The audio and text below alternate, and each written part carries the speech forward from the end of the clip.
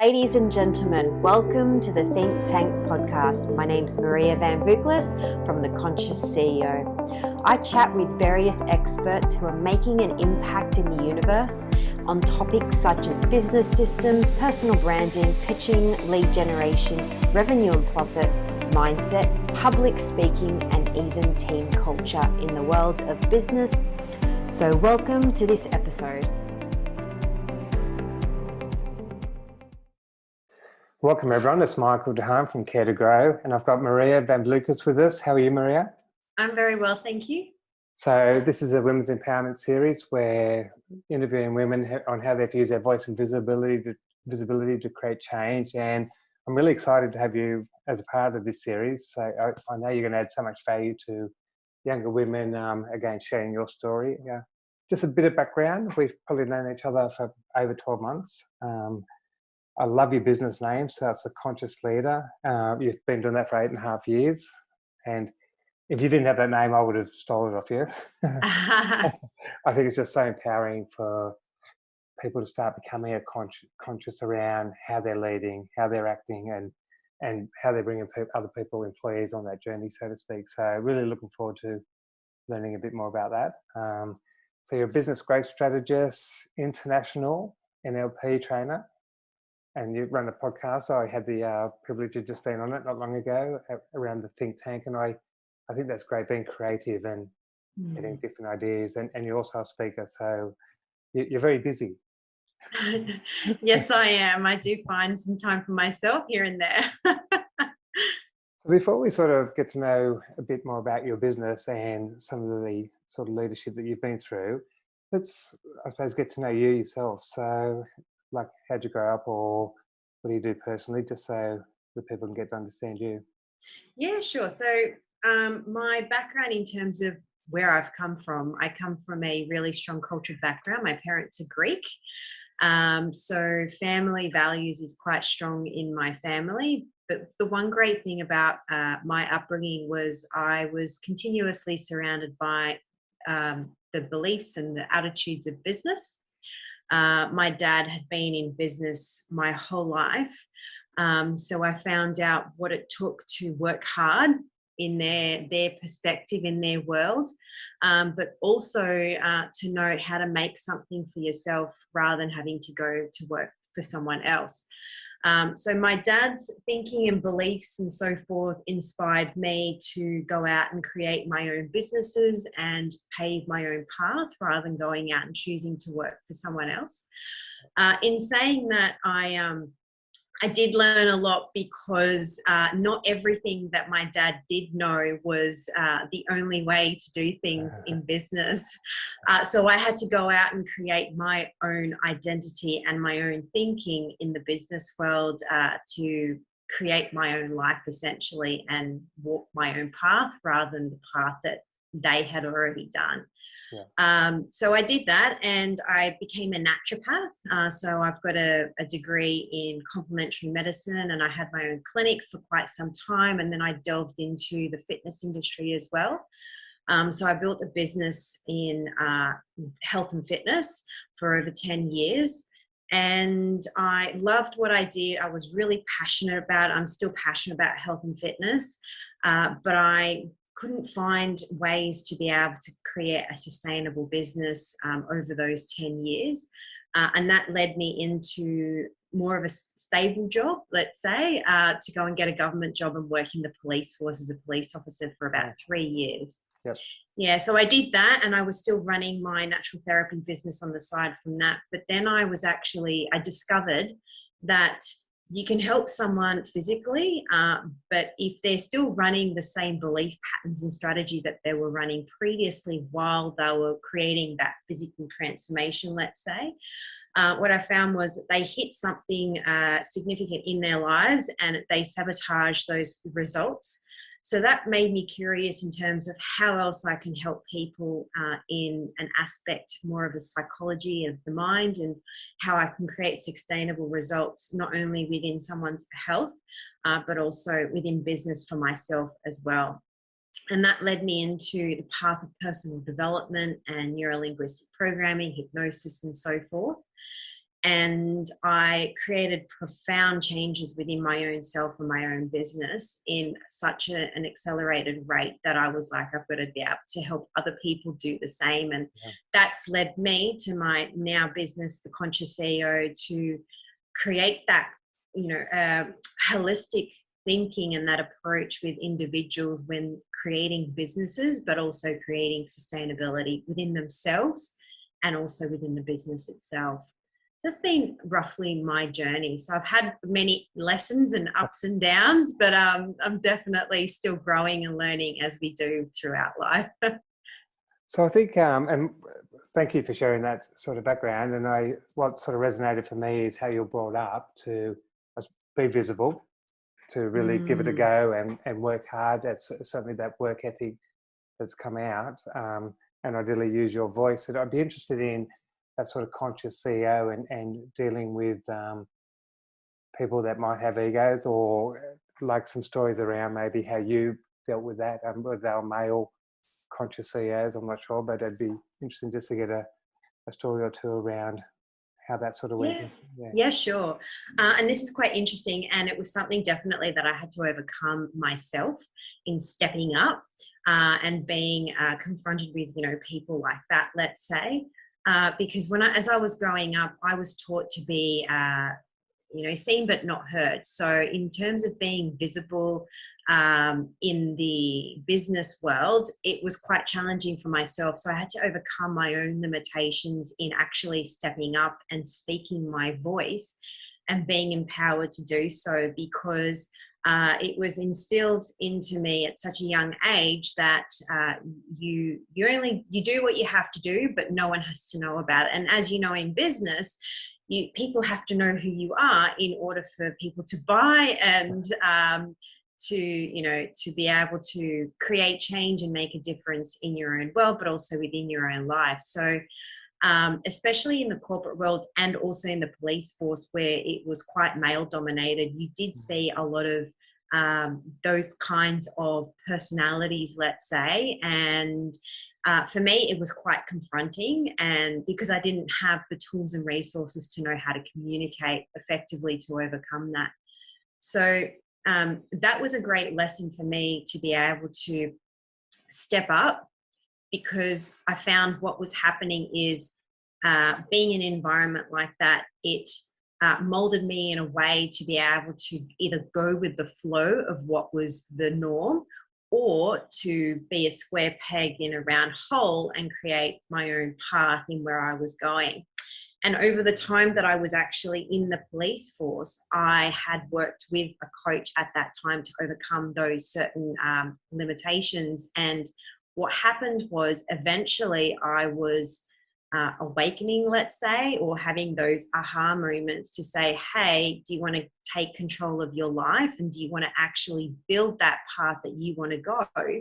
Or are you just plodding along to be able to just be accepted by the community and within the environment? And that created me to be able to change my thinking and change my approach, not only within my environment, but with myself specifically, and have a bit of a reality check to know that where I was going was not where I was wanting to go, because it was creating real bad health. I was really unhappy.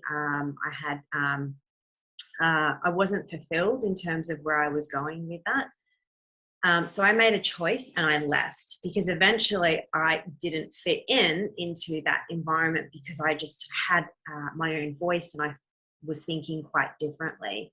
But I think this cross correlates into the corporate world, which I have found because I've worked with a number of companies in sales, helping them with the sales department, in building their sales and development and so forth. And this is a generalization, but a lot of the time you find that the top of the hierarchy is quite male dominated. Yeah. So having to be able to still have those leadership skills and being able to communicate effectively, and seeing everyone as equal and knowing how to manage different people is essential for any woman that's wanting to create change, not only for themselves, but also with everyone else that they're working with, to be able to know how to do that. And I think the biggest thing here is knowing how to empower yourself to speak up and voice your opinion and not be afraid to do so, because I think that is what holds a lot of women back, and that's what it did with me.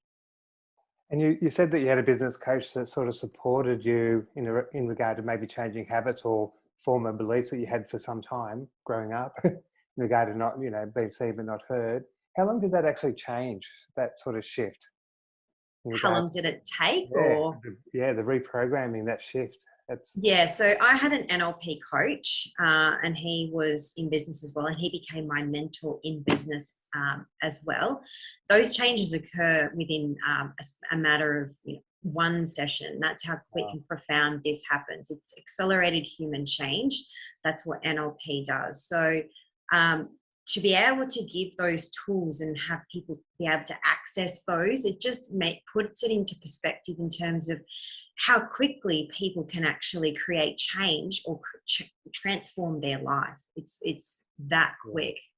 Wow, that's exciting. Mm. Because people on the surface will go, well, it sounds too good to be true, but there's actually evidence that actually supports that. So it's Absolutely. great work. Yeah. So when you're looking at as CEOs there, and you're looking at the conscious side, so is that really them going inside and starting to lead within themselves? Because we talk about male and female traits in leadership as an example, and that we, on the male side, we've got to beat our chest, and even if sometimes we don't believe in that, we just got to show up in that sort of male trait. And I see a lot of women adopting male traits because that's the sort of culture of the business, so to speak, there. So is that really, in a sense, that empowerment that you talk about? Is them going internally and really understanding what their true power is, and not being afraid to show up, whatever that might be?